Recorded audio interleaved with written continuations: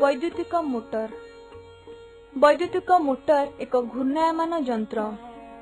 एहा विद्युत शक्ति को यांत्रिक शक्ति रे रूपांतरित करे। विद्युत चालित पंखा, रेफ्रिजरेटर, मिक्सर, लुगा धुआ यंत्र, कंप्यूटर, MP3 प्लेयर प्रभृतिर एक विशेष अंश हेउछि मोटर। मोटर किपरि कार्य करे जानिछ कि? एबीसीडी हेउछि एक आयताकार कुंडली।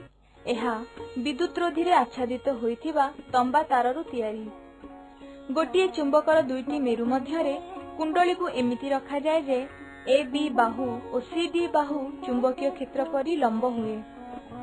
कुंडलीर दुई प्रांत को गोटिए विखंडित बलयर दुई अर्धांश P और Q सह संयुक्त करा जाइथाय। दुई अर्धांशर भितर पट विद्युत रोधी और एहा गोटिए अख सह लागिथाय।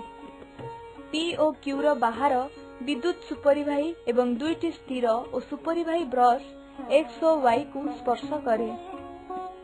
बैटरी रो विद्युत स्रोत ब्रश X जरिया रे कुंडली एबीसीडी रे प्रवेश करे और ब्रश Y जरिया रे प्रस्थान करे। चित्र लक्ष्य कर जे विद्युत स्रोत बाहु AB रे और A रु B आड़कू और CD रे C रु D आड़कू प्रभावित हेउछि। फ्लेमिंग को वामहस्त नियम अनुसार AB उपरे कार्यकारी हेउथुवा बल ताकू तळकू ठेलुथुवा बेले CD उपरे कार्यकारी हेउथुवा बल ताकू उपरकू ठेलिबो।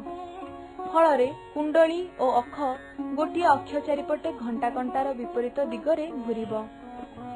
अर्ध घूर्णन परे Q ब्रश X सह और P ब्रश Y सह लागिबो। कुंडली रे विद्युत स्रोतर दिग विपरीत होई DCBA रे प्रभावित हेबो। परिपथरे विद्युत स्रोतर दिग परिवर्तन करुथुवा उपकरण को कम्यूटेटर कहंती। मोटर रे विखंडित बलय कम्यूटेटर रूपे कार्य करे।